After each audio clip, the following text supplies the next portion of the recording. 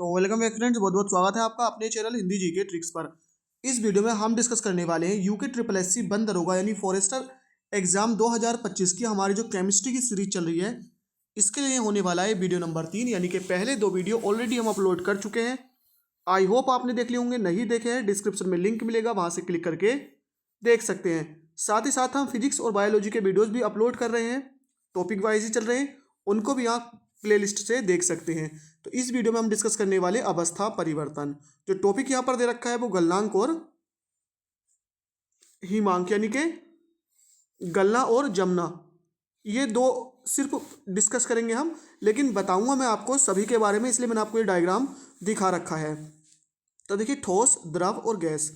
यहाँ पर ये जो एरो है देखिए, ठोस का द्रव में बदलना, ये यहाँ पर आप देख रहे होंगे, ठोस का द्रव में बदलना। तो जब ठोस द्रव में बदलता है तो उसको कहते हैं गलन। ठोस का द्रव में बदलना क्या कहलाता है? गलन। और जिस ताप पर ठोस द्रव में बदलता है वो कहलाता है गलनांक। जिस ताप पर ठोस द्रव में बदलता है क्या कहलाता है? गलनांक। अब देखिए, जब ठोस द्रव में बदलता है तो द्रव भी क्या होता है? ठोस में बदलता है। तो जब द्रव ठोस में बदलता है तो उसे कहते हैं हिमायन। क्या कहते हैं? हिमायन या जमना।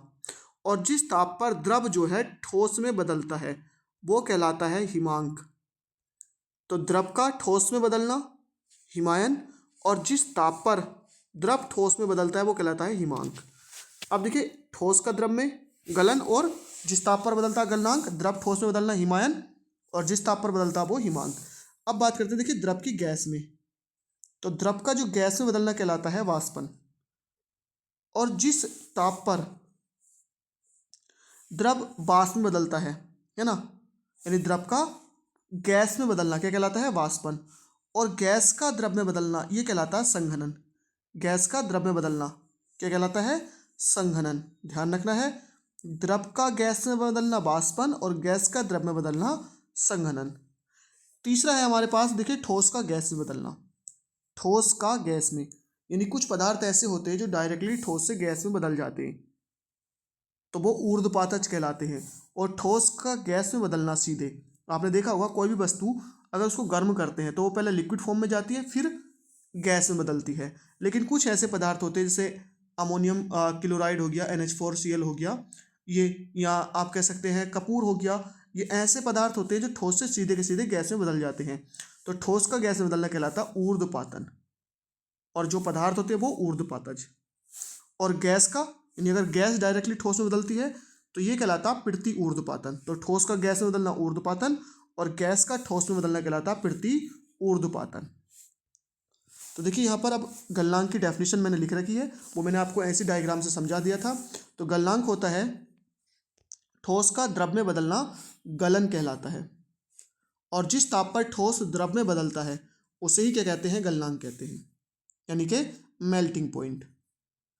बर्फ का गलनांक, ये आपको ध्यान रखना है, पूछा जा सकता है कितना होता है? 0 डिग्री सेल्सियस होता है बर्फ का गलनांक।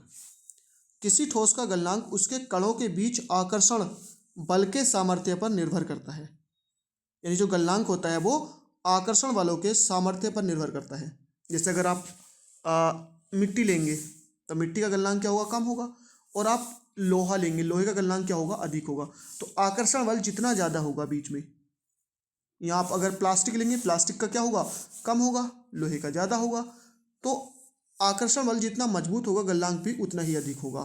तो ठोस के कणों के बीच आकर्षण बल क्या होता है? अधिक होने पर गलनांक भी क्या होता है? इनका अधिक होता है। लिक्विड में उससे कम होता है, और द्रव में उससे कम होता है ठोस से, सबसे कम गैस में होगा। नेक्स्ट है हिमांक। इसको क्या कहते हैं? जमना कहते हैं। हिमांक या जमना, फ्रीजिंग या फ्रीजिंग पॉइंट। द्रव का ठोस में बदलना हिमायन कहलाता है, हिमायन या जमना कहलाता है। और जिस ताप पर द्रव ठोस में बदलता है उसे हिमांक कहते हैं। तो द्रव का ठोस में बदलना हिमायन या जमना, और जिस ताप पर बदलता है उसे कहते हैं हिमांक। जल का जो हिमांक होता है वो 100 डिग्री सेल्सियस होता है। ध्यान रखना, बर्फ का गलनांक 0 डिग्री सेल्सियस होता है। बर्फ का गलनांक 0 डिग्री सेल्सियस, और जल का हिमांक भी 0 डिग्री सेल्सियस। अगर बात करें केल्विन में तो कितना होता है? 273 केल्विन होता है जल का हिमांक। 0 डिग्री सेल्सियस है 273 केल्विन।